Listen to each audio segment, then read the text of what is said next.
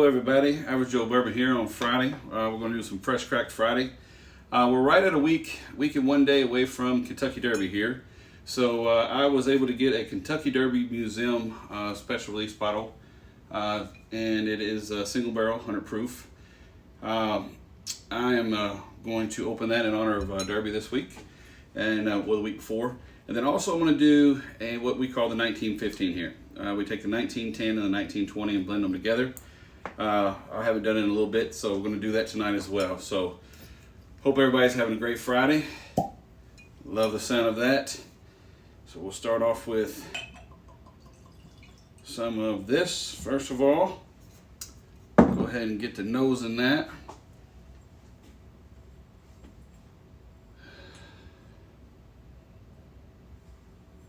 You know, this has a little bit different nose than what I normally are used to tasting or nosing in Old Forester. It has a hint of banana, but it actually smells a little hot. I smell a little alcohol. I smell a little bit of cherry tobacco, a little bit of oak, a little bit of confection sugar. Let's give it a try.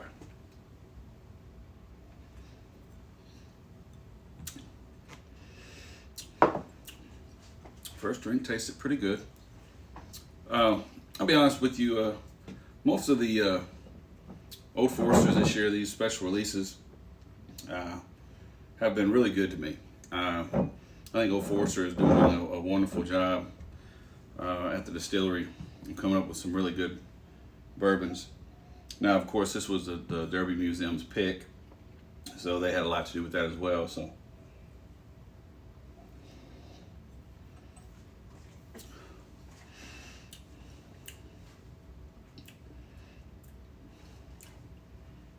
It's got a good mouthfeel at the end.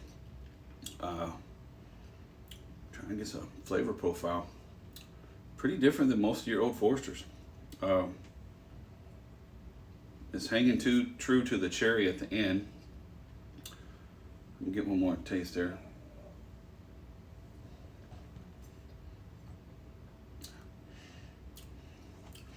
It's not bad. I'm gonna say it's great.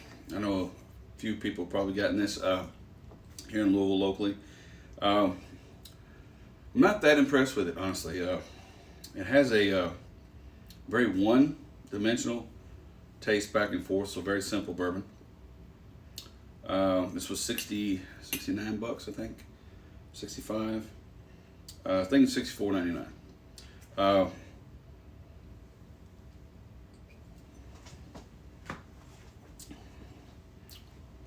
Yeah, I'm just not that impressed with it.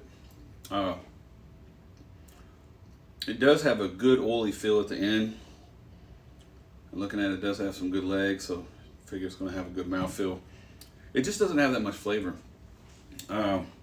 Just dies so quick. And you know, AverageJoeBourbon loves the finish, and it just doesn't have a great finish to me. I'm going to see if the bigger cube does anything.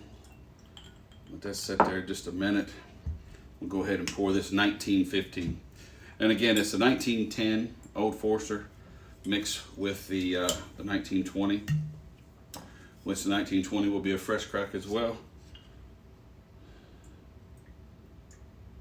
So it's 50-50, guys. And I think that you guys will be very, very pleasantly surprised. I really always like this. The assistant master distiller had told me about this years ago when we were on a tour there. Oh, just the nose even smells wonderful on that.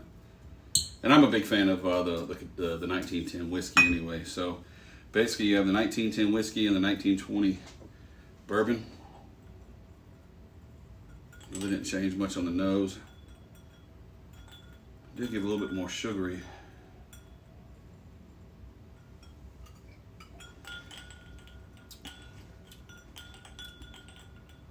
It opened up a little bit.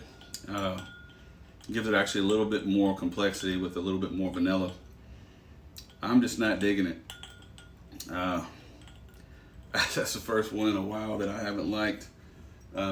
from their master collection. Again, it's not bad. It's just not. It doesn't give me that I don't know, wow factor. Basically, just a basic bourbon. It doesn't taste much like the Old Forester with the banana and the fruit that it normally has. It's a little bit disappointing on that. It's not horrible, but again, not my favorite, that's for sure. All right, let's get to drinking my 1915 here. Oh man, it just smells so sweet. You get a huge confection of sugar, like the cream cheese icing that you have like on an Italian cream cake. You get a little bit of vanilla, hint of caramel. Man, it's a very complex nose after you do that, and man, I'm ready. I'm so ready for this.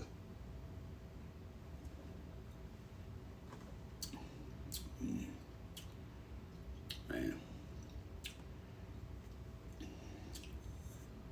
All right, second drink, here we go.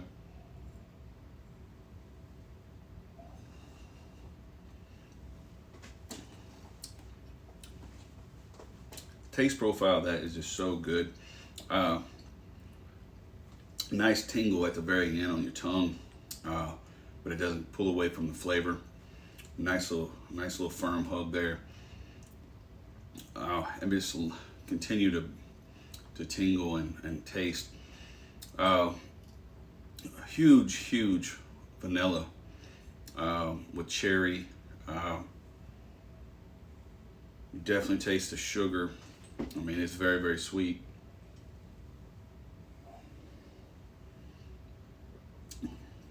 Yeah, that's so good.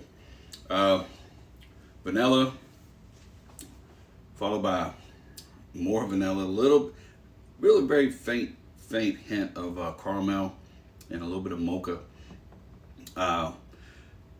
It has a distinct cherry burn at the end that makes it really long finish, but it doesn't kill the vanilla flavor. It just drinks a good bourbon. Good oily kind of mouthfeel there at the end, just with a little bit of dryness that is, like I said, it's just a great mouthfeel at the very end. I have never tried an ice cream on this, so I am going to try that. Never really wanted one. Guys, I hope everything's going well for you guys tonight. These are two pretty easy to get most of the time bourbons. I know 1910 can sometimes be harder to get, but this is a very good. It goes up there with some of your more your top pours once you do this. I will tell you that I did a tasting with this with the Old Forester 150th. Me and David both, and we did not pick the 150th first. I picked this first, the 1915, and actually Dave picked the 1910. It was the batch one. No, it was actually batch two. I'm sorry, batch two. And so for it to stand up there with a good allocated bourbon, that says a lot.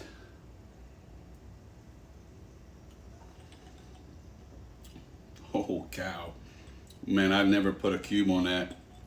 That might be almost too sweet. That became a caramel bomb. Only thing I didn't like too much is to get a hug, but not as much tingle.